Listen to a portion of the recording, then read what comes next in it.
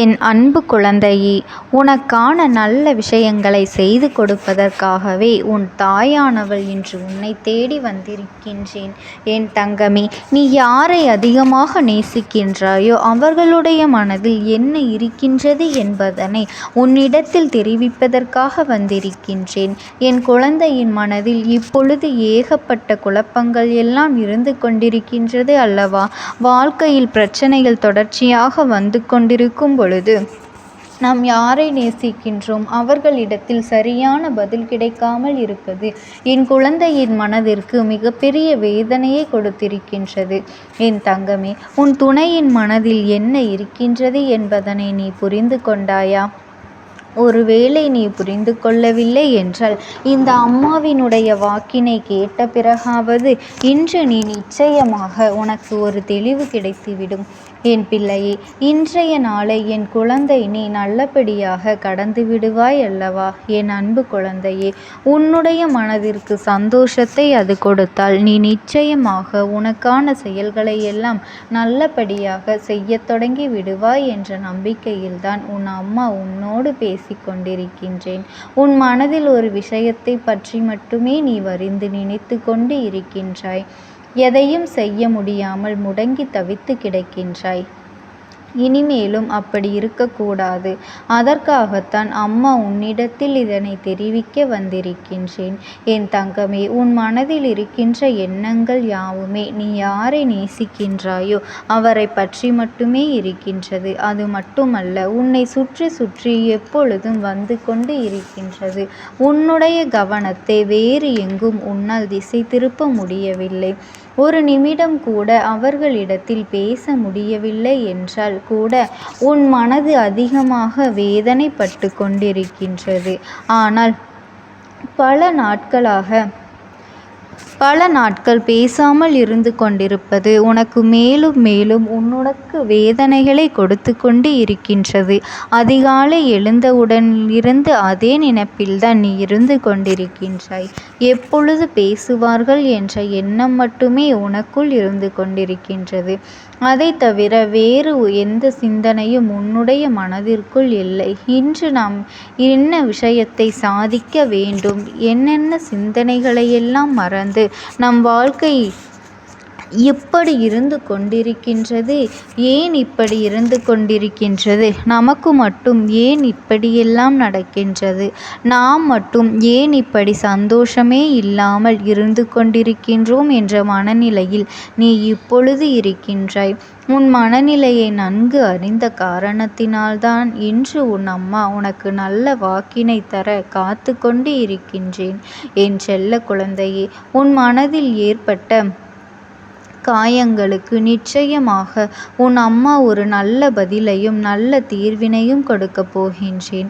என் பிள்ளையே, உனக்கு யார் அதிகமாக பிடிக்கின்றதோ அவர்களின் மனதில் என்ன இருக்கின்றது என்பதனை நான் உனக்கு தெளிவாக சொல்லிவிடுகின்றேன். அதனை நீ தெளிவாக உன்னுடைய மனதிற்குள் பதிய வைத்து கொள்ள வேண்டும். நீ நேசிப்பவர் இப்பொழுது மனதளவில் சில மாற்றங்களை கொண்டிருக்கின்றார். அதை நீ உணர்ந்தால்தான் இப்பொழுது இவ்வளவு வேதனைகளையும் அடைந்திருக்கின்றாய். என் அன்பு குழந்தையே, ஆரம்ப கட்டத்தில் நான் இல்லை என்றால் வாழ்க்கையே இல்லை என்று சொன்ன உதடுகள் எல்லாம் இப்பொழுது நீ இல்லாமல் போனால் நான் இருப்பேன் என்று சொல்கின்றது அல்லவா? என் அன்பு குழந்தையே, இப்படிப்பட்ட சூழ்நிலைதான் உனக்கு வேதனையை ஏற்படுத்தி தந்திருக்கின்றது. என் தங்கமே, நீ ஒன்றை மட்டும் நன்றாக புரிந்து கொள்ள வேண்டும்.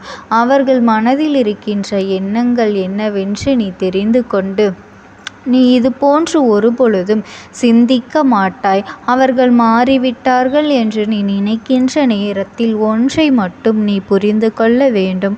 சில சந்தர்ப்பங்களும் சூழ்நிலைகளும் வாழ்க்கையில் பட்ட அடிகளும் வேதனைகளும் அவர்களை இப்போது மாற்றி இருக்கின்றது.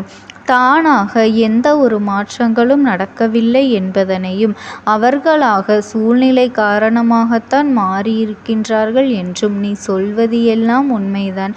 அதை அம்மா நான் ஒருபொழுதும் மறுக்கவில்லை.